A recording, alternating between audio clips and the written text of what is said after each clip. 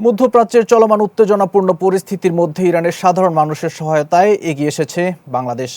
মানবিক উদ্যোগের অংশ হিসেবে জরুরি ওষুধ ও চিকিৎসা সরঞ্জাম সরবরাহ করেছে বাংলাদেশ রেড ক্রিসেন্ট সোসাইটি। বৃহস্পতিবার ঢাকায় ইরানি দূতাবাসে আয়োজিত এক অনুষ্ঠানে এসব সহায়তা আনুষ্ঠানিকভাবে হস্তান্তর করা হয়। অনুষ্ঠানে রেড ক্রিসেন্টের মহাসচিব কবির এম আশরাফ আলম ইরানের রাষ্ট্রদূত জলিল রাহিমি জাহানাবাদিয়ার কাছে চিকিৎসা সামগ্রী তুলে দেন। এ সময় পররাষ্ট্র মন্ত্রণালয়ের সচিব নজরুল ইসলাম এবং পশ্চিম এশিয়া অনুবিভাগের মহাপরিচালক হুমায়ুন কবির উপস্থিত ছিলেন। বর্তমান সংঘাতের প্রেক্ষাপটে আহত ইরানি জনগণের চিকিৎসা নিশ্চিত করতে জরুরি ওষুধ ও সরঞ্জাম কেনার জন্য প্রধানমন্ত্রী তারেক রহমান 6 এপ্রিল 1 কোটি টাকা অনুদান দেন রেড ক্রিসেন্টকে। অনুষ্ঠানে নজরুল ইসলাম প্রাণহানি ও ক্ষয়ক্ষতির জন্য গভীর দুঃখ প্রকাশ করে কূটনৈতিক সমাধানের আশাবাদ ব্যক্ত করেন।